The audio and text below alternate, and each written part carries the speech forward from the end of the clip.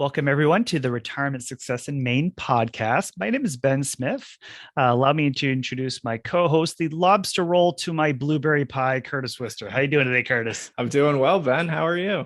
I'm doing great. Doing great. We got a nice little roll going on with pardon the pun on food here, but with our shows, we've had some really great guests. We're really excited about our guest today. And one Mm. thing I want to ask Curtis is, has there ever been a time in your life that you've struggled with eating foods that you knew weren't good for you, or you're eating too much, or you couldn't seem to make positive choices of foods? Short answer, yes. I did not know I was going to be put on the spot today, though. So I don't know Yeah, how I it's feel all on about this, you. but Yes. yes, all the time with me and food. Well, and me too. And I know from obviously food's something I think all of us struggle with, right? And we've heard from a lot of our clients that this is really one of their biggest life struggles, that they've been in a war with food, and sometimes Mhm. they just can't seem to find the right balance that leads them to a more healthy relationship with their body. And Mhm. in some cases, when there's food addictions going on, it's really the one addiction that we still need to engage with in order to sustain our lives. So that's a real Yeah, tough one, right? Is yeah. it's but a lot of people are on that dieting yo-yo, and that gets talked about a lot. And our on a previous show, we talked with a local personal trainer, Mike Wilcox, Yep. and that show is about getting healthier in retirement. I know we kind of talk from the kind of the physical end, right, and talk about getting more active and kind of doing that and how he helps his clients there. But we really did really kind of talk a lot about food, and seeing as that's something that many of us struggle with and really might want to look at changing in retirement, or maybe even post pandemic, right? As we've Sure. been at Yeah. home and that's really thrown our food choices in disarray. Hmm. So we want to kind of get to this kind of these questions of, why do we struggle with food, and how are other areas in our lives driving our food choices? And if we're going to really start with engineering our retirement, right, is, it's a really great time in our lives to just think about who we are, what our purpose is, who we want to be, what we want to do with our time, our own longevity. This idea of, we've heard from several guests about engineering retirement and Hmm. designing who we want to be. But it's also this idea of, that's a really great time to thinking about exploring our relationship with food and the Hmm. thing that stops us from realizing who we want to be in our health goals and kind of our ideal kind of self. Yeah. So the question is, how can we stop struggling with our food choices in retirement and start living a healthier and more balanced life? So with that, that's the premise of the today's show.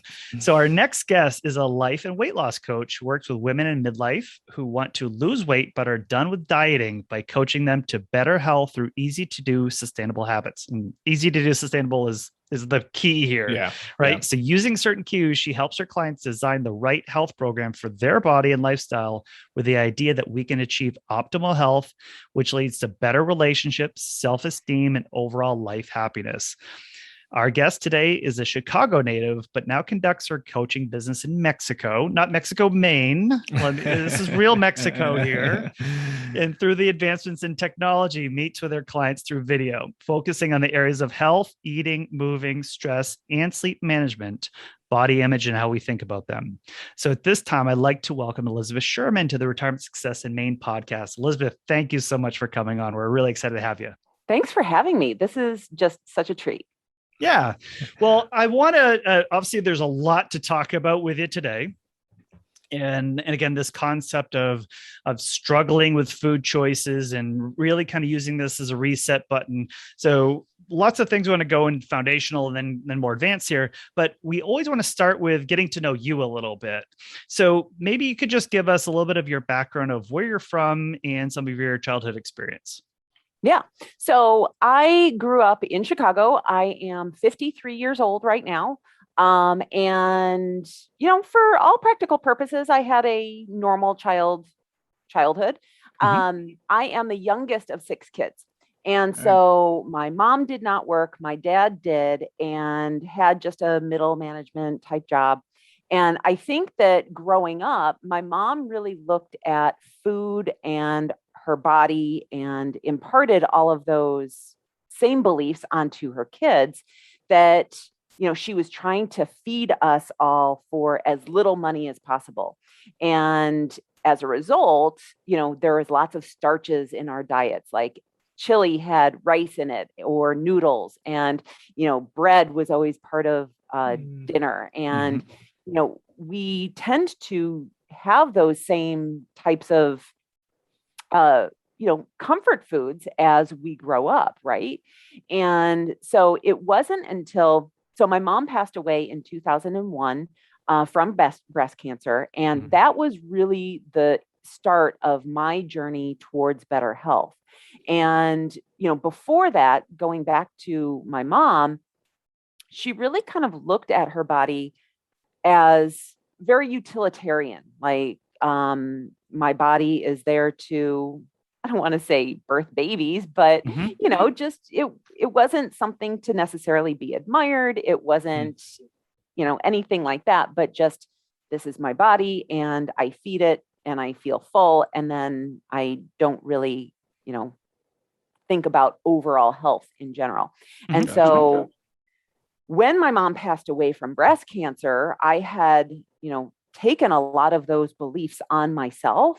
And when she passed away, it was the first time that I really saw my future happening in front of me. I knew right in that moment that if I kept doing what I was doing, that I was going to end up in the same exact position that she was.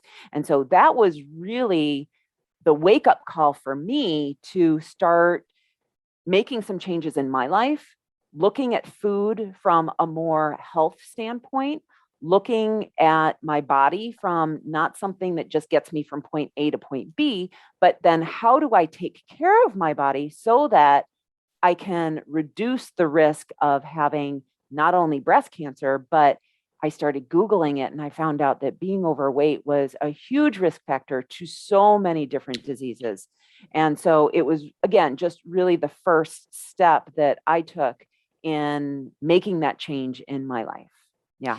That's really amazing. Because I think what a few things you touched on there, one of just our attitudes towards health is really a taught behavior a lot of times, right? And the people that are teaching that are our parents. And I know what you did there is there's not an assignment of blame that's happening here, right? This is just, hey, this is our family and this is how we work. And this is what we had to do to kind of get through. And especially with 6 children there and trying to make sure that everybody is full and they're not going hungry and we got to make our budget last as long as possible in this. And by the way, I heard that growing up, you finished that plate, right? It's on the plate. You need to finish it. Like those are really kind of subliminal traits that you just get taught. And it's like, if it's in front of me, doesn't matter if that plate continues to grow. I'm taught that I got to continue to finish that plate because we don't want anything to go to waste, right? Those are, money behaviors that are maybe not the best health behaviors as well, trying to make that work. So I like what you said there. And also, I think you also made a point about looking forward here and kind of saying, hey, if I keep going, and we hear that from our clients a lot, right, Curtis? In Mike Wilcox, who talked about this, is one of his clients, the big thing that's kind of said to him, he needed to get healthier was he's looking at his grandkids. He couldn't keep up with them, but he got into the bathtub and he couldn't get out of the bathtub. And that was the moment. It was very private, very personal, but he's like, I'm trapped. I can't get out. Something needs to change. My physical ability right now. And that person was still pretty young in their 60s and not able to do things and looking forward. And I need to change. So I think what you said is really, I think that's something I want to kind of hone in on a little bit with our conversation today, Elizabeth, is there has to be some trigger here to kind of say, I need to change. There's something here that means I need to do something differently. But the trigger is really important. So I want to ask another question about your coaching practice then here. Can you talk a little bit about the development of your practice, right? Because you talked about, hey, I was a manager and had a corporate lifestyle. So obviously you had this personal transformation moment on your own health, but you can talk about maybe how that's impacted career for you. And again, why you developed this coaching practice, who you help, and why you're so passionate about your approach. Yeah. So why I'm so passionate about my approach is because of my mom. I really did not want her to die in vain. I mean, it would have been enough probably for me to have gotten my own health in order, but I really saw this as an opportunity to help so many other people. And my purpose on this planet is to prevent as many people as I can. If I can just prevent one person from not having to go through the pain that I saw my mom go through, I will have served my place on this planet. And so that is really the ultimate purpose. Now you asked me other questions. Sorry, I got distracted with my purpose.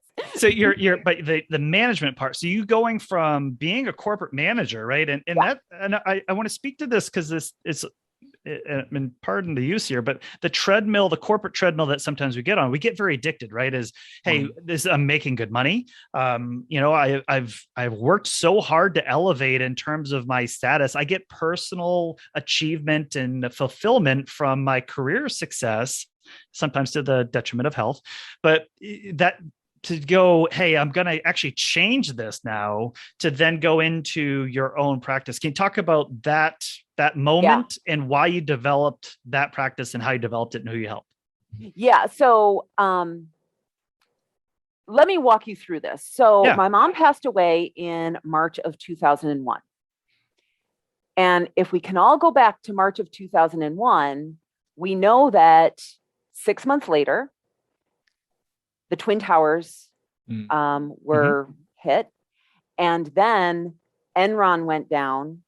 And the company that I worked for at the time was called Nortel Networks, which also owned half of the Canadian Stock Exchange and now does not exist. And so there was all of this stuff happening at the same time. And I had moved from Chicago down to Austin, Texas to live with my then boyfriend, who is now my husband. And just a little shout out, kids, don't do this at home. My husband and I were in a long distance relationship for 5 months. I decided to leave Chicago, sell everything, move to a town that I didn't know anyone at, and buy a house with him. We're fortunate that it worked out, but yeah, that's fine. So, yeah. And so during that time, I actually had a number of high-tech jobs. And with each high-tech job that I had, it just didn't really seem to make sense how I was helping the world to become a better place. My husband and I don't have kids. We never intended to. And there was something in the back of my mind that was like, okay, how are you leaving the world in a better place than how you received it? And I guess I was kind of having an early midlife crisis. And so I went to a psychologist, probably more as a life coach than anything, because I was like, I don't know what I'm doing here. I'm not resonating with my career anymore. I've gotten myself into shape, but there's something off here. And my psychologist suggested that I become a wellness coach. And so I was like, And one thing that's like really curious about me is that when someone suggests something, I'm like, yeah, I could totally do that. And so I did. Yeah, I got my personal training certificate together. I got my nutrition certificate together. And what was really weird about that was that I did that in September of 2005. And in October, I actually got laid off from the high-tech job that I was in. I was planning on doing like both. I was planning on like working during the day and then doing like personal training afterwards. And they kind of made the decision for me. And so it was kismet. It was like, woohoo, I have a plan. And so that was still actually really kind of frustrating though for me, because And I don't mean to downplay what personal trainers do. Personal trainers are great, but I knew that I could help my clients so much more than how they were allowing me to help them. I knew that I could help them create better habits around their food and their lifestyle, but I didn't really know how to do that. I knew that there was something better because I had already been doing that myself, but I really didn't know how to do that. And so, and remember, back in 2005, coaching wasn't a thing. Right. People That's right. knew Yeah. people knew nutritionists, people knew personal trainers, but no one knew what a coach was. And so what I did in the meantime was I started personal training, and it was frustrating for me because I knew I could help people more. So I bade my time. And about 10 years ago, my husband and I went to Belize for a month. And it was the first time that we were like, oh, could we do this like forever? Like, could we live on a beach in a foreign country and like make it successful? At the time, again, technology wasn't good enough. We didn't love Belize, but we really liked Mexico. And so we started coming to Mexico, and I realized that I'm not answering your question, but nope, you are. It's a path. It's a path. Yeah. I gotcha. I'm with you. So we started coming down to Mexico and trying to find where we wanted to move to in Mexico. We loved coming here, and the American lifestyle that we had bought into, our house was amazing. We lived in a 5-bedroom house in Austin, Texas. With 2 people. With 2 people, no kids. Yep. And what started happening is our lifestyle started requiring more and more money that we were then working to support our lifestyle.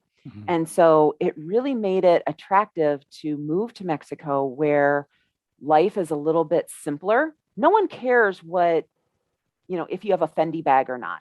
No one cares what jeans you have or what car you drive.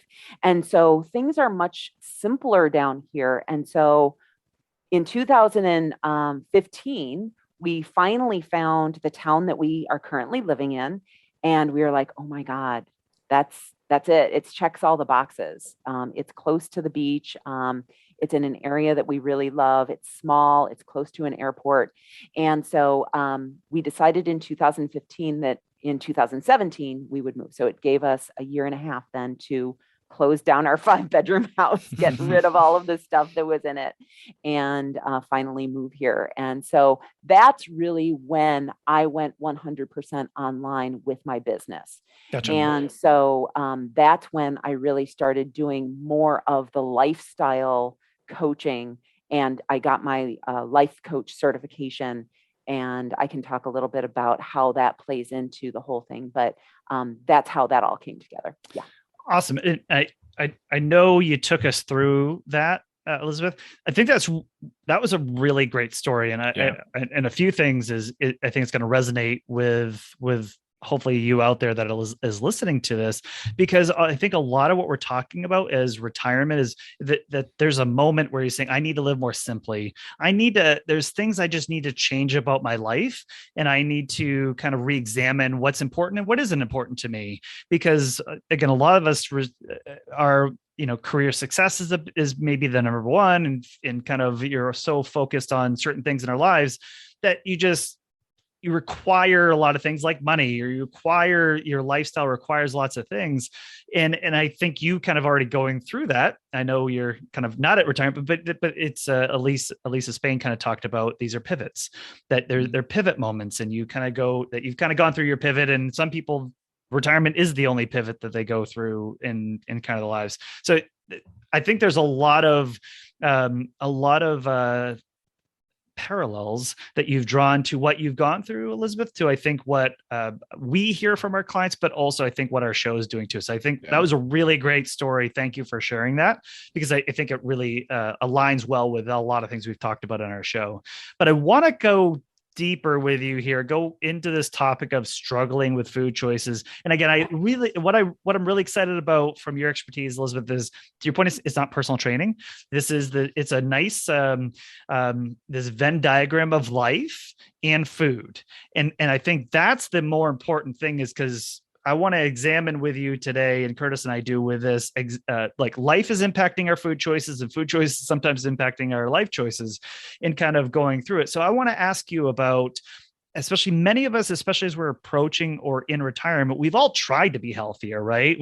And I don't want to kind of use the word losing weight, because I guess I think that's maybe somewhere where we go, is that maybe we're over, if we're using food too much, that we're maybe overusing food. So I don't want to say that losing weight is the way to be healthier, right? But for some people it might be, but maybe we've given up this kind of getting balance, and maybe we've conceded a loss in a fight over being healthier. So in your experience, what's the number one reason that many of us haven't gained traction in our efforts to be healthier and maintain a balanced relationship with food?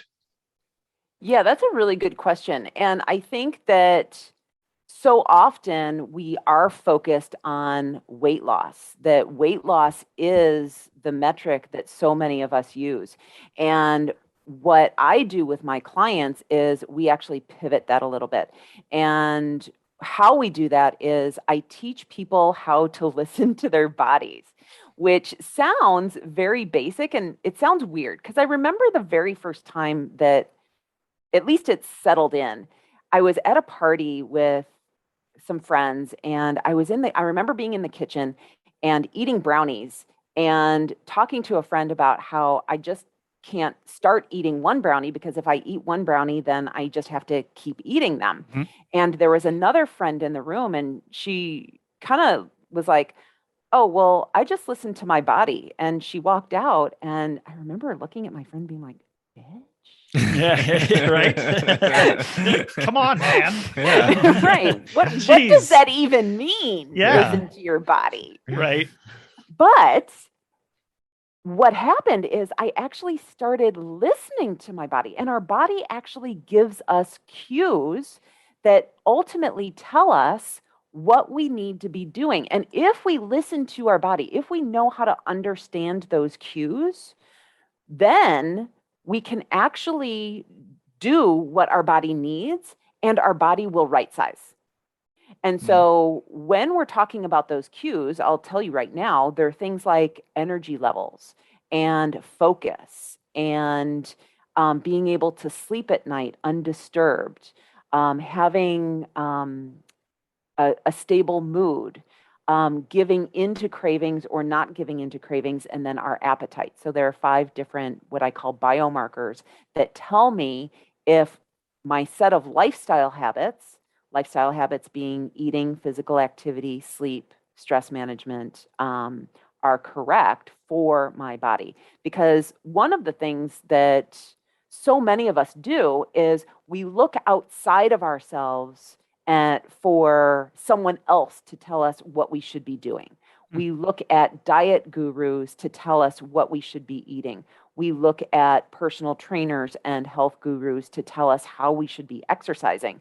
And we are really the only person who knows how we should be teaching our body. We're the only ones that really know what we should be doing. And so with my clients, I tell them that we're in a co-relationship.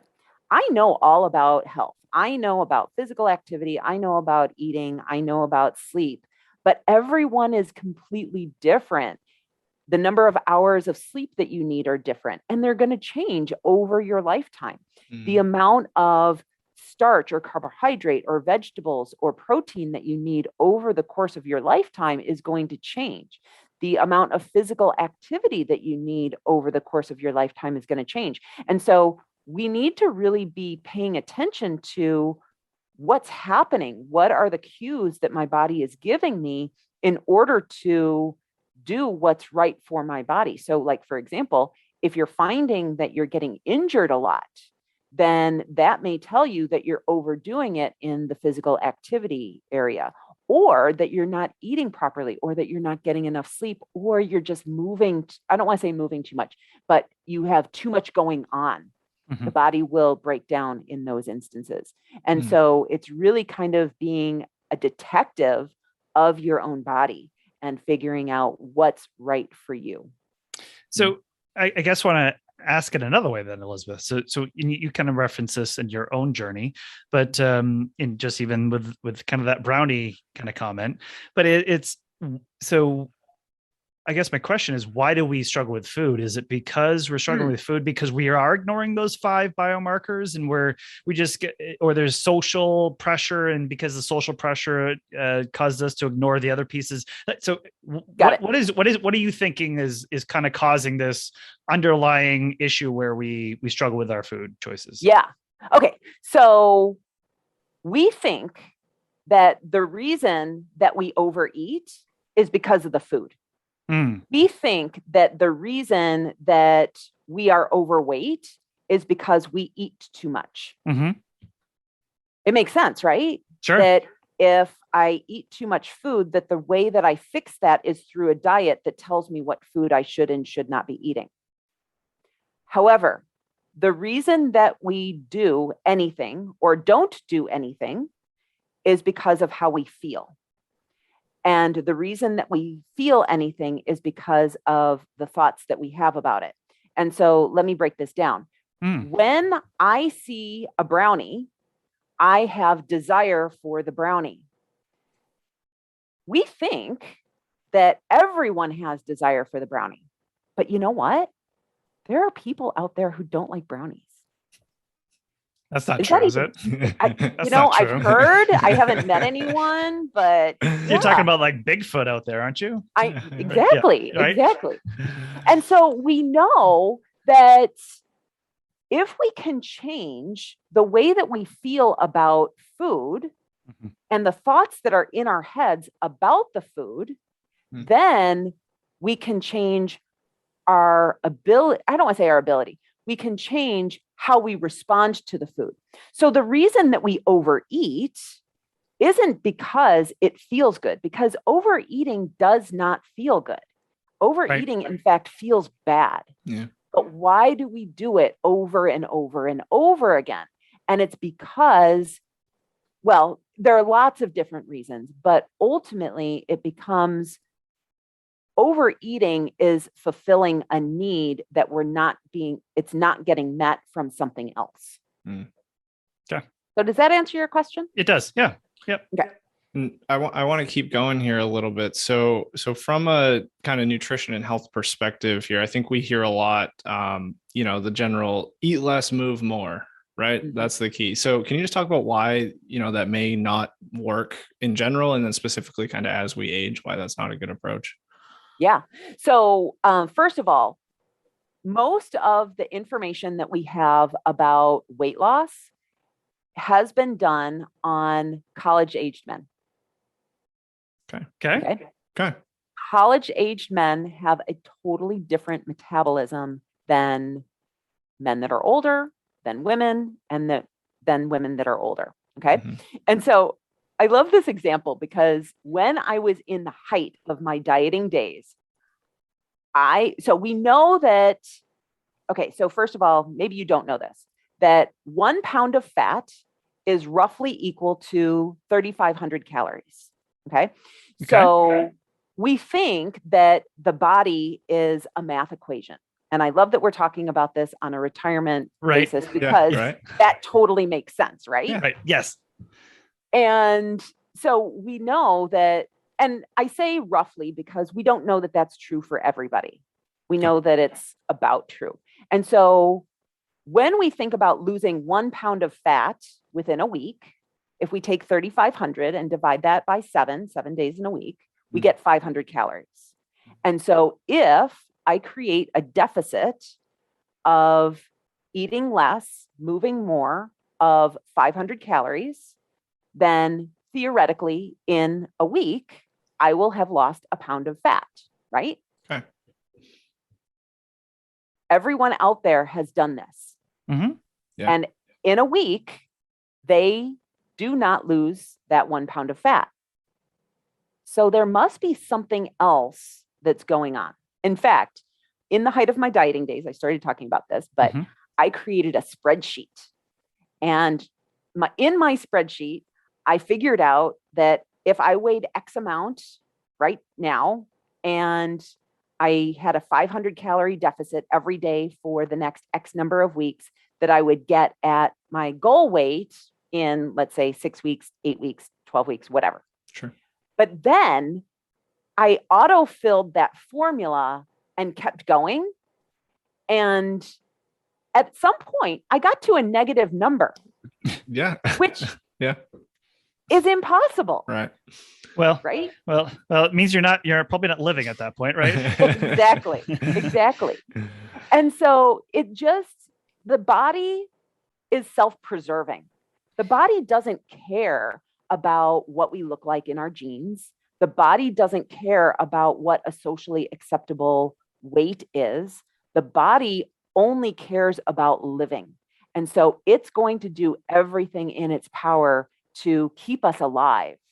And so that's when other things come into play, like hormonal responses and just other, hormones basically is what happens.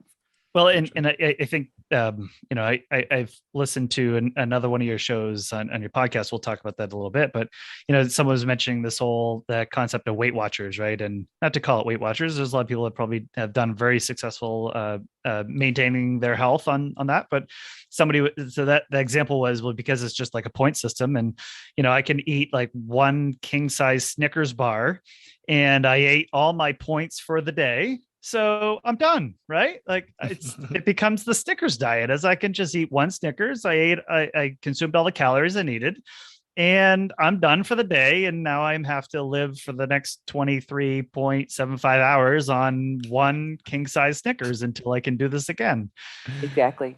Right. It's like, obviously that's not a very sustainable, healthy kind of, but with the math of it, you can kind of go, hey, the math is the math, and I can just make that work. So it's just, I can see where there's lots of ways that people can try to game it. And I love you more, Elizabeth. Now you're mentioning spreadsheets to us. So but it's like, hey, if this is something where I can just kind of, it's calorie in, calorie out and take care of it, then there we go. But I know even with me personally, my relationship with food is, sometimes depending on what else is happening in my life, right? Is all of a sudden, we were getting this business going and we're on the road and we got to sign up 5 clients today, and we start at 7 a.m. We don't get done till 10 p.m. And, we have to pound in as many calories as we can within 10 minutes and 3 different meals, all that stuff. And that's not unique to me. A lot of people deal with that as they just don't have time for food and other things take priority. So many times, especially life events can dictate stress. And then how we process stress with food could be relationship turmoil, life changes, career stress, personal disaster, a pandemic, by the way. Yep. Yeah. All these things are life stages, are situations that can disrupt our attention. So even if we're on a good place and things are going really well, all of a sudden, life tragedy happens or something just throws us off track, and now we don't pay attention at all. So I guess my question to you, Elizabeth, is maybe even in your coaching practice or for yourself, have you found that we can build a strong foundation so that life stresses really aren't dictating how healthy we are or can be? So how are we kind of building that foundation so we don't get maybe we get a little disrupted, but maybe we don't get fully disrupted by something externally that's happening to us? Yeah, that's actually a really good question. And that's actually the 100% reason why I started adding life coaching into my practice, because as a personal trainer and nutritionist, my clients would be getting really good results. They would, be consistent in their workout routines. They'd get really good results by, being consistent in their eating habits. And then something in their life would come along and just pull the rug they would pull the rug right out from under them. Right. And that thing was always stress related. So either their job got busy, or they had to take care of a parent, or their child got in trouble, or something that really challenged them from being able to take care of themselves. And what you're talking about right there is being on the road and not taking care of yourself through eating fast food and things like Right. that. Right. And I don't want to say that you can't take care of yourself when you're having those life situations, but it just depends on how important your health is to you during those times, because there are lots of different options, especially today. Maybe not when we were in the 70s or the 80s, but today there are so many more options for vegetables and eating good things when you're on the road. It's just a matter of deciding to choose to eat those things or not. And so, how we manage our problems has everything to do with how we take care of ourselves. And so, we know that two people can experience the same exact event, the same exact life stress, and have two different responses to it. And so, as a life coach, what I help my clients do is proactively manage their stress. So, what that looks like is looking at the stressful situation differently. And so, previously, when we talk about stress, we talk about doing things for ourselves like getting manicures or massages or those very feminine things that are expensive and they take a lot of time. But I think that you can also take care of yourself, the future version of yourself, without having to do that stuff, without having to take a vacation from your life.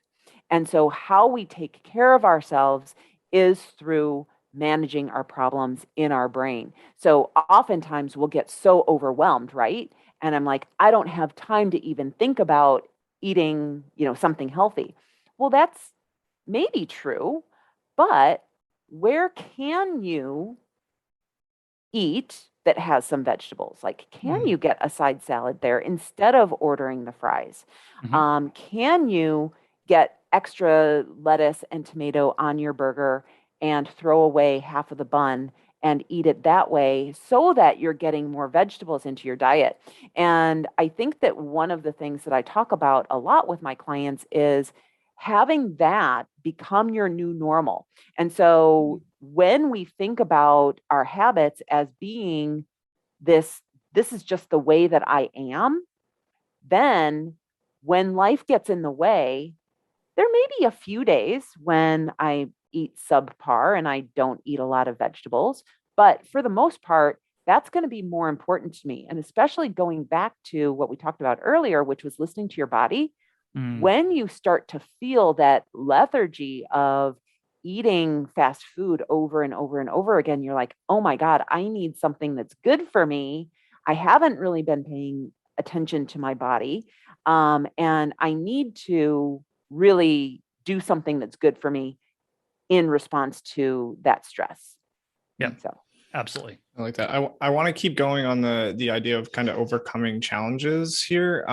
So in this sense, though, I want to kind of look at it and kind of a medical challenges that you may not have control over, right? So as we age, and certainly aging in retirement, it's a bit different than aging in other stages of our lives. So what has been your advice for people who encounter sort of a physical challenge that you can't always just, build an exercise plan for to try to work through, or a health issue comes up and you have to cut out certain foods? Maybe it's an allergy or digestive issue. So how can you kind of overcome those challenges? yeah, so I mean, there are for sure people who have things like IBS where they can't eat, raw foods, or they have, diverticulitis where they can't eat things with seeds. And so it's really figuring out, what can I do? How Gotcha. can, because oftentimes, and this actually goes back to diet mentality, right? That when we go on a diet, we think about all the things that we can't have. And so when we think about, I have an injury or I can't do these things, we tend to focus on that. And so what I want to suggest is that we start focusing on what we can do and work I like within that. those boundaries. Yeah. And so when we can do that, we don't we don't identify ourselves through the limiting factor. We actually identify ourselves with our abilities. I like that.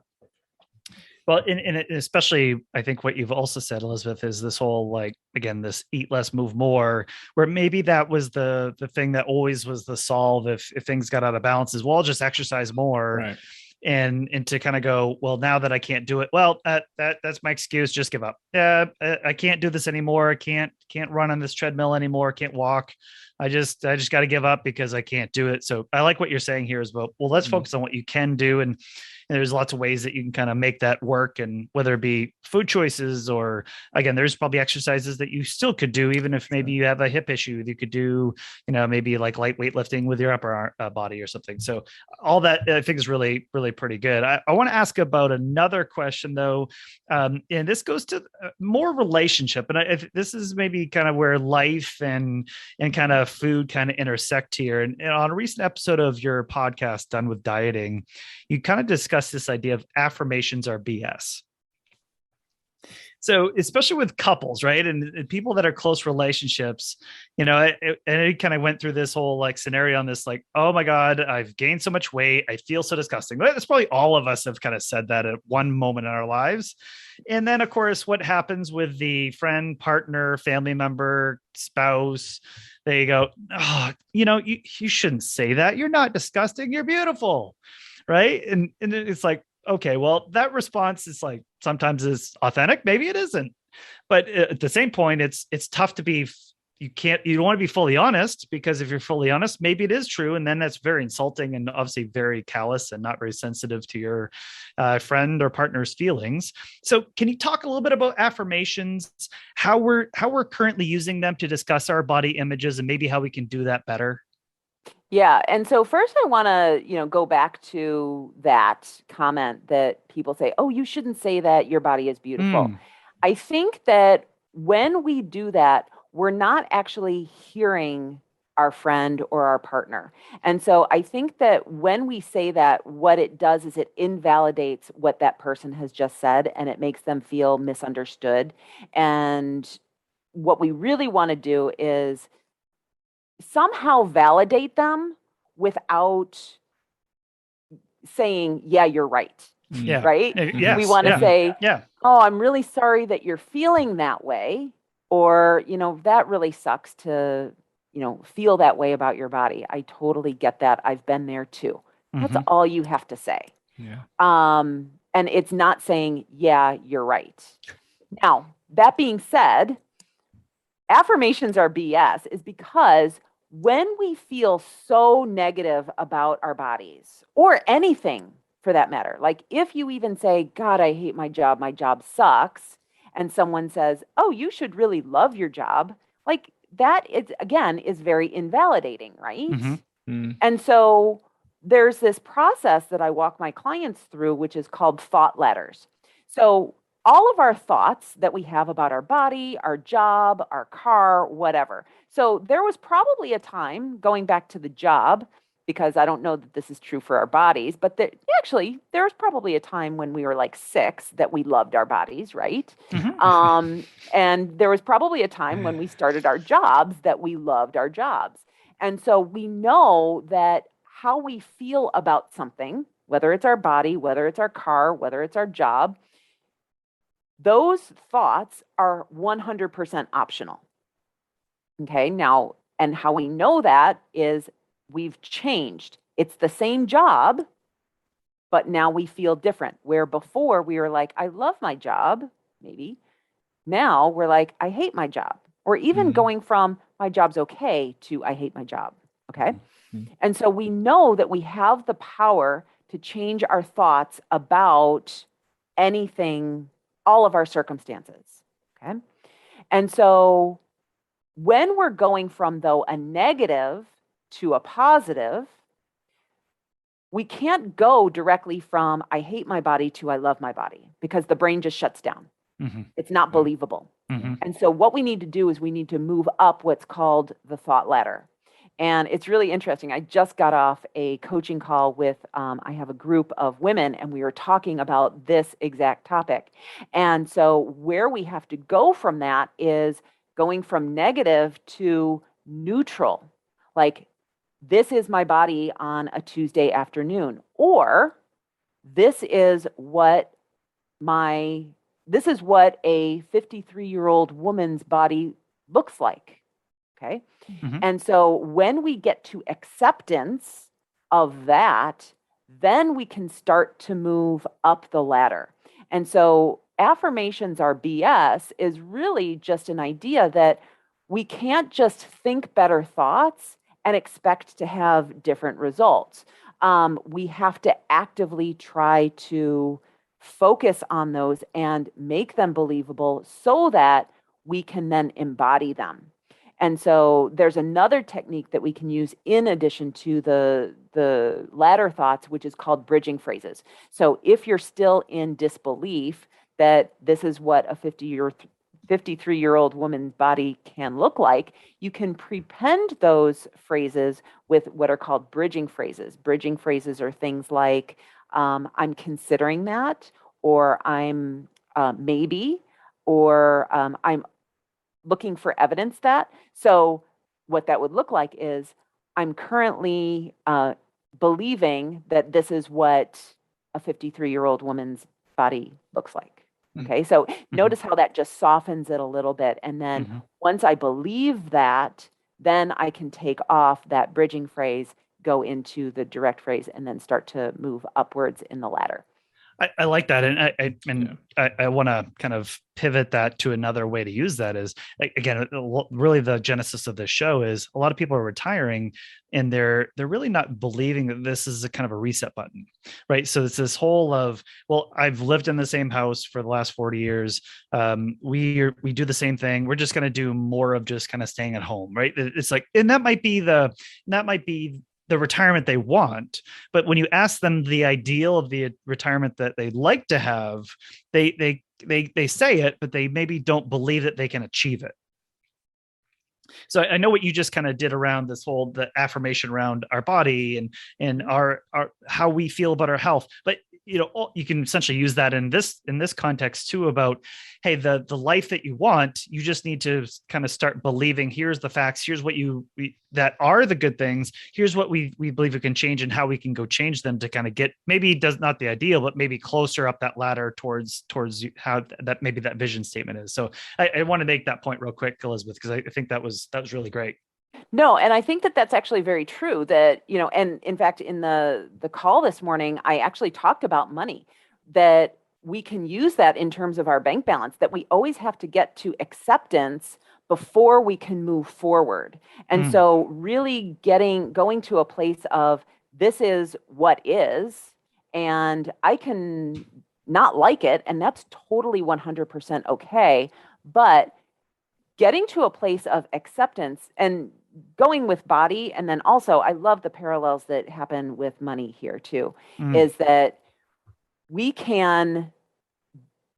think that getting to a place of acceptance means that we're not going to want to improve, but we can actually be in acceptance in our marriage or in our job and still want to do better. It's just about, this is where things are today, and I'm totally okay with moving forward and doing better. And I know that it's my responsibility to make those steps in becoming healthier. Gotcha. And I know we're kind of talking parallel tracks in terms of money and health and food, but this happens almost ad nauseum with our clients. Is they walk in, they've been trained so long to be savers. Yep. Right. And all of a sudden it's now that day one of retirement hits, that it's this whole, I feel like I feel accomplished because I've accumulated a lot of money over a certain time period. And it's this, but I don't want to see that go away because I felt this level of self-esteem. It's really tough for them to go, this is something that's now to be used to be spent. And it is okay to spend from this to then translate money to then happiness in our lives and use it for not only just sustainability and survivability, but increasing happiness and in using it in functional ways that gives our lives meaning over time. So, but again, going to this whole kind of this latter idea is that they really don't even accept that it should be spent. Yeah. Is that we have to even start with this idea that it is okay to spend your money. Like they come to us thinking that you, the financial advisor, is just going to tell us, no, don't ever spend your money, just invest it and it just grows and grows and grows. And that's, and when they want something, that thing that they've, Curtis and I've used this example in our podcast, the guy that wanted to fly planes and he's waited 40 years to fly a plane. He gets here and he goes, but that's going to cost money and I don't want to do it. Right. It's like, because I can't spend money. So I know I'm reacting to kind of a lot of the life part here, Elizabeth, what you're doing, but I think that's where our role is turning more and more into, as well, as we have to lean into what are the barriers that are preventing you from kind of achieving this. And a lot of times the money itself is the barrier. And we're having to address it's okay to spend. And again, that's maybe it's just the stereotype of what financial advisors are and who we think we are and all that. But again, I know we're kind of going a little 30 degrees off, but everything what you just said kind of struck me here a little bit. No, that is 100% exactly what I do too. Like my clients will come to me and they'll say, oh, I was so bad. I had pizza this weekend or I had ice cream. And when we go on a diet, when we are wanting to lose weight, we think that we need to be perfect until we get to that goal weight. The reason that people don't have the reason that people aren't successful in maintaining their goal weight is because they haven't learned how to have treats during their weight loss. Yeah. Right. And so what happens then is they lose all of this weight and then they're like, okay, well, now I can have treats, and they go crazy with it. It's the same exact thing that Yes. we scrimp and save and get all of this money. And now we're in retirement and now we're like, well, now I don't know what to do. We're white knuckling it, whether we're talking about food or whether we're talking about money. We need to learn how to manage our mind around food and money. Yes. So that when we get to goal, we can be effective and we can live the life that we want to live. Because I'm sure that all of your listeners right now, when they think about their retirement, they're not thinking about living in their house with the shades drawn and not doing anything. They have vibrant retirement lives. And so how do you get yourself there? And how you get yourself there is by slowly leaning into the future version of yourself who is vibrant, who is doing those things, who is financially sound, but who also has interests and loves life, right? Mm-hmm, mm-hmm, mm-hmm. Yeah. And to your point about purpose and where we are is, that what you just described is essentially our purpose, right? Is like, hey, if we can help people translate money into a better life, right? And again, sustainability of the money that along the way. But if we can say, hey, we were able to show you ways that you could sustainably use this money to create a better life for yourself, whether it's in you're 20 years old or you're 100 years old, that's a worthwhile practice and venture. So a lot of good stuff there. I know we went around the life coaching tree, but I think that was great. Thank you. Mm-hmm. So I want to point out, so you have a saying that Ben and I both love, and it's discomfort now or discomfort later. So can you take a little time here and just kind of explain this phrase in the context of your coaching practice, but then on another level, just from an aging perspective as well? Yeah. So for every decision that we make, there is either going to be, so for every decision that we make, there is a level of discomfort and there's a level of pleasure. Mm-hmm. Okay. So let's say that right now I say, hey, Curtis, here's some ice cream. Would you like some ice cream? And the pleasure there is accepting the ice cream and eating it. Sure. The discomfort is saying no to the ice cream. Okay. Got it. Yep. When you accept the ice cream and eat it, you could have discomfort later on. The discomfort later on could be that you don't fit into your pants anymore. Sure. Okay? Yeah.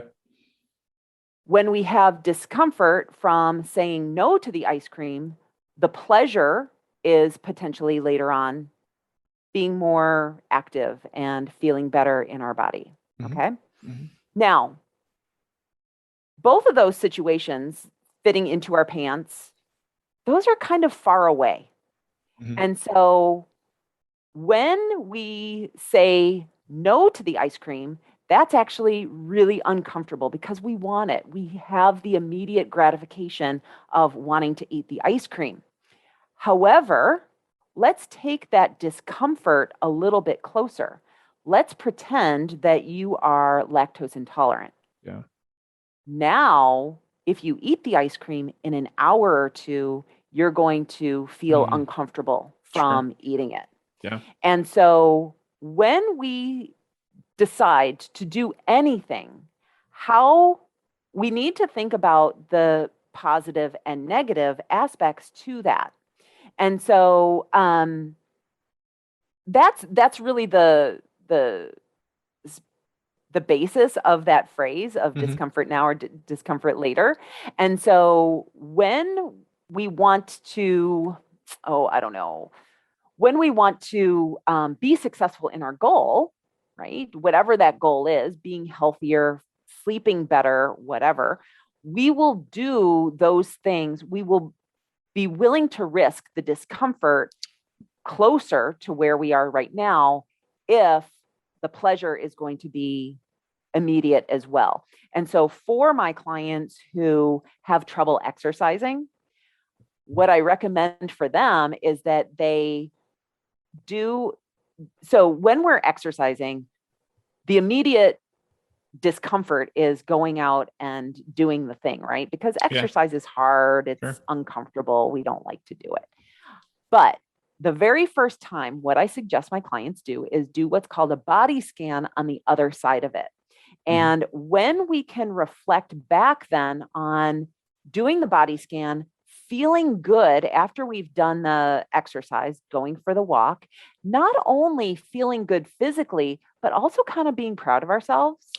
Then the next time that we're resisting going for our walk, we can actually call on that pleasure and really say to ourselves, okay, I know that it's discomfort going for our walk or going to exercise. And quite honestly, everyone out there probably thinks that I love exercising. And I love what exercise does for me, but every single morning I have this same struggle. I have 2 cups of coffee and then I drag myself upstairs to my rooftop because that's where I exercise. And it is a slog for me. I procrastinate every single day, but I know that once I get it done, that I'm going to feel so much better. And so I end up talking to myself more than I listen to the negative voice, the inner critic in my head that's like, you don't want to do that. It's so much more comfortable sitting on the couch drinking coffee and we don't have to do all these things. So if we can talk to ourselves more than we can listen to ourselves, we can get ourselves to do the uncomfortable thing for the long-term pleasure thing. Gotcha. Nice. Okay. I want to ask a timing question, right? And I think all of us, you hear the slogan like today's the best day to start whatever the thing you want to do, right? It's not January 1st, it's not New Year's, but I want to ask about because again, a lot of our listeners are kind of leading up to retirement, maybe early retirement, in retirement, but I want to ask the question is, why do you think retirement is the perfect time to hit the reset button on our health and nutrition habits? Actually, that's a really good question. So there's something called clean slate habits. And what clean slate habits are or clean slate moments. There are points in time that changing our habits actually becomes easier. I'm going to say it's easier, but it's easier. Yep. Okay. And those times, so there's actually a really good backstory to this, that I forget what year it was, but I want to say in the late 90s, Target got in trouble because they started noticing through their customer card loyalty cards that they started noticing that when women purchased certain items, that indicated that they were pregnant. And Target knew that if they could intercept that woman and get them buying at Target, that they would get a lifetime customer. Okay. And so pregnancy is one of these clean slate moments that when we have a baby, our habits naturally change. Mm-hmm. Yeah. Another one is when we move. So if we move from one house to another, if we get married, if we get divorced, if we start a new job or start at a new location in our job. So these are all different times in our life when our schedules are naturally disrupted. And so again, Target knew that if they could intercept that and get someone to start shopping at their location, then they could then have a customer for life. And so the same thing happens for our health. That, so for example, when we moved from the United States to Mexico, I decided consciously what foods I was going to allow into the house and which foods I didn't want to have in the house. And so I didn't want to have bags of chips in the house. It's okay to eat chips. Mm-hmm. It's okay to, have cookies in the house, but I didn't want to be like having lots of cookies. Okay. So when you are retiring, your schedule is going to be naturally disrupted. And so this is an opportunity for you to design what you want your future to look like. And you can start thinking about it ahead of time. Like, just start daydreaming about it. Like, do I want to be active? Like, who am I going to be active with? What time am I going to wake up in the morning? And really just start to dream about what your schedule might look like. And because I think that so often this happens with marriage and it also happens with retirement, that we're thinking about that marriage, that wedding, and we don't think about the marriage. We think about quitting our job, but we don't think about what happens after that. Yeah. And the same thing is true with, losing weight, that we get to that number on the scale and we don't think about what's going to happen after. And so the more you can start imagining what life is going to look like on the other side of that goal, of that milestone, the better off you're going to be on the other side of that milestone. Love it. I like that. So I'm going to keep going here and I'm going to press you on the other side of a milestone here. So obviously we're here on the Retirement Success in Maine podcast. Kind of the whole purpose of this show for us is to help people envision their successful retirement. So I want to ask you, Elizabeth, how are you going to go find your personal retirement success when you get there? Yeah, it's a really interesting question because I feel like my business is really starting to pick up. And at the same time, my husband has been working for the same company for 20 some years. And he's actually looking at not necessarily retirement, because we've talked about this whole idea, but he's looking at quitting. Okay. And oh gosh, I hope his boss isn't listening. We haven't talked about We can cut that out if you want. Okay. That's fine. Yeah. No, but anyway, so we've actually been thinking about what does life look like in a few years? Can I retire my husband? Can we start traveling more? And, what does life look like? And so it's something that I'm in process of trying to dream about. And right now I'm just imagining the next 5 or 10 years. Again, I'm 53, so still have some time. Right. And we're going to figure it out. Yeah. Okay. Very, very cool.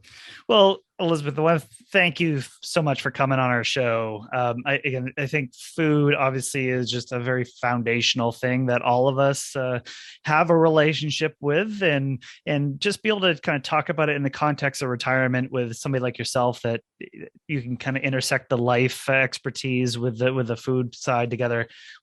Really, really a treat for us that we're able to have this conversation. So thank you for coming on the Retirement Success Maine podcast, and we'll catch you next time. Absolutely. Thanks for having me. It's really going to talk about struggling with food choices in retirement, right? So being able to go to somebody like Elizabeth Sherman, having a kind of this food coach, health coach, life coach type combination, really kind of neat how they all kind of play together. As you know, Curtis, we always like to do the highlighter to things that we learned in each episode. Yeah. So maybe just lead us off with something that you liked from our conversation with Elizabeth today. Yeah, a piece that really stuck out to me was a kind of just a little phrase she threw in there, I think, and I don't think it was a key point of her response, but it really stuck out to me, was the focus on what you can do, not what you can't do. And it came up, I think, in our conversation about, how can you work through injuries as you age, and, if you have dietary needs or health concerns that kind of limit what you can eat or how healthy you can be. But, I think it's just so important how really look at it that way. And and even in our conversations about lifestyle affecting your health, and if you're on the road, it's, well, you can ask for extra lettuce, or you can ask for a side salad instead of fries, instead of saying, oh, I'm on the road, I'm in a rush, I don't have time, I can't do this, I can't do that, all I can do, like, order a salad at McDonald's if that's all you can eat. Like there are ways to, and I think it's just so important, the mindset flip there. And I think she talked about that a lot, of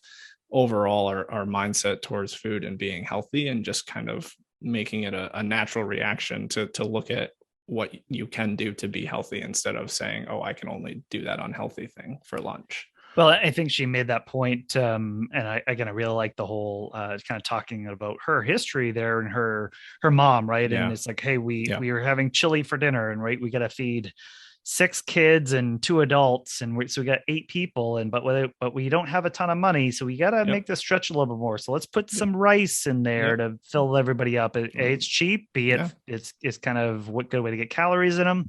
Yep. So, and then as I kind of added to it, is like, by the way, finish your plate. Exactly. Finish your plate. Don't waste it. You can't waste it. I think how many of all of us have had that experience, because you talk about, the generation that's retired now, either was kind of during the Great Depression, or maybe the echo of the generation after the people that were in the Great Depression. So it was this, we need to do more with less. We need to make everything stretch as much as we can. And I think a lot of us have learned how to eat that way. Yep.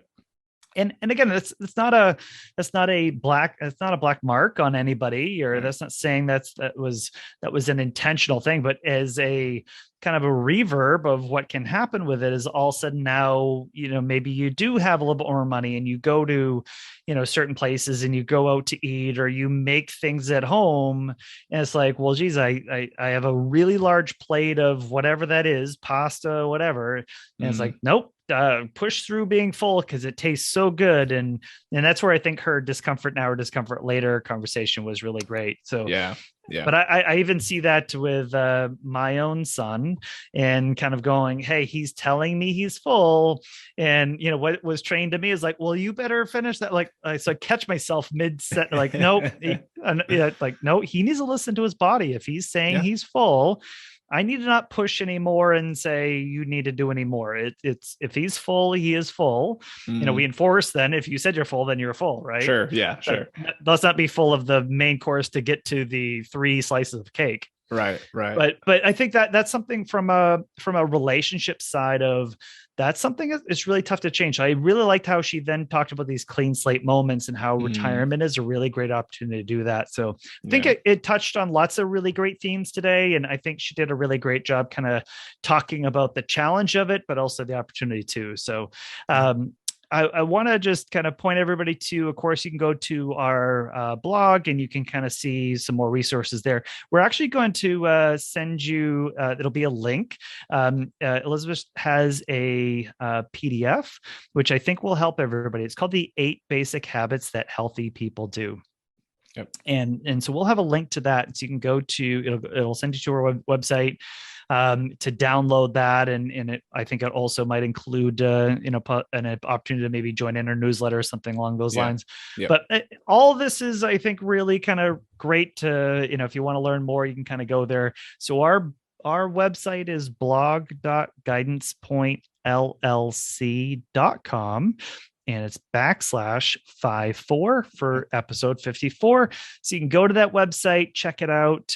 We really appreciate you tuning in. Again, kind of a nice another piece of life that I think some people kind of maybe looking for some improvement. So hopefully this helped you out today. Appreciate you tuning in. We'll catch you next time.